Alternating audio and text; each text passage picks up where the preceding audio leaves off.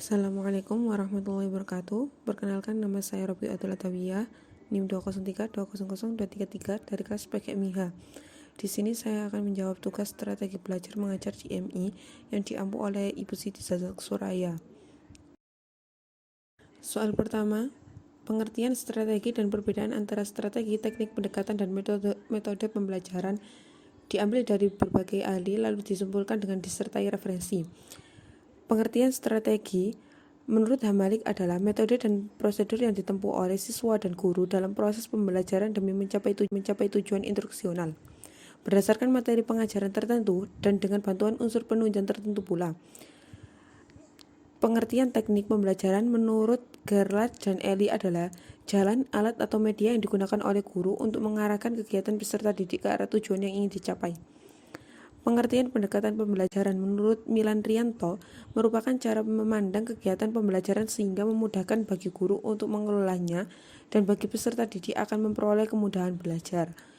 Pengertian metode pembelajaran menurut Sutikno yakni cara-cara menyajikan materi pembelajaran yang dilakukan oleh pendidik agar terjadi proses pembelajaran pada diri siswa dalam upaya untuk mencapai tujuan. Selanjutnya adalah kesimpulan dan perbedaan antara strategi, teknik, pendekatan, dan metode pembelajaran. Strategi pembelajaran dapat disimpulkan yakni sebuah pola yang mendasar dari sasaran dan direncanakan. Teknik pembelajaran dapat disimpulkan yakni suatu rencana bagaimana melaksanakan tugas belajar mengajar. Metode pembelajaran dapat disimpulkan sebagai proses sistematis dan teratur yang dalam menyampaikan materi. Pendekatan pembelajaran dapat disimpulkan yakni titik tolak atau sudut pandang kita terhadap proses pembelajaran. Penjelasan tersebut saya mengambil dari 4 referensi tersebut. Soal yang kedua adalah pengertian belajar dan mengajar yang diambil dari berbagai ahli lalu disimpulkan dengan disertai referensi.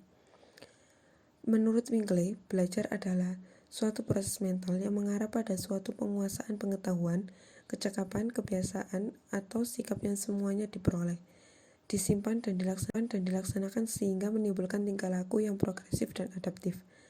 Menurut Jamara dan Zain, mengajar adalah suatu proses, yaitu proses mengatur, mengorganisasi lingkungan yang ada di sekitar anak didik, sehingga dapat menumbuhkan dan mendorong anak didik melakukan proses belajar.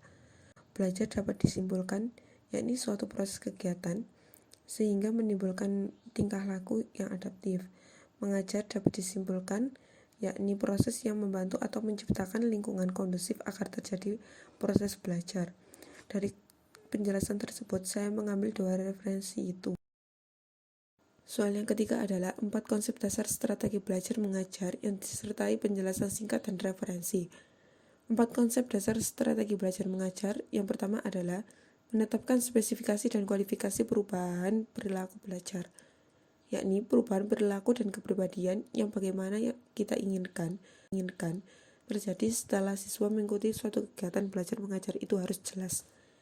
Yang kedua, menentukan pilihan berkenaan dengan pendekatan terhadap masalah belajar mengajar, yakni bagaimana cara kita memandang suatu persoalan, konsep, pengertian, dan teori apa yang kita gunakan dalam memecahkan suatu kasus yang akan mempengaruhi hasilnya.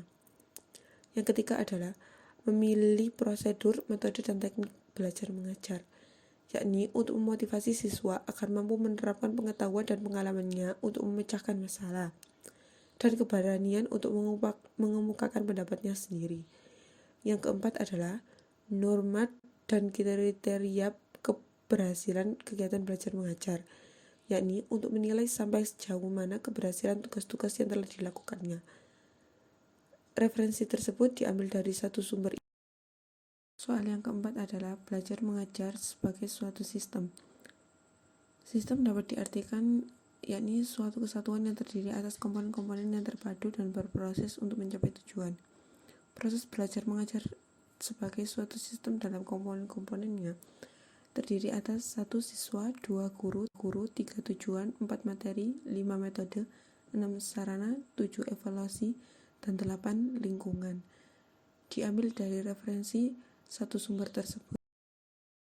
Demikian jawaban dari saya, kurang lebihnya mohon maaf. Wassalamualaikum warahmatullahi wabarakatuh.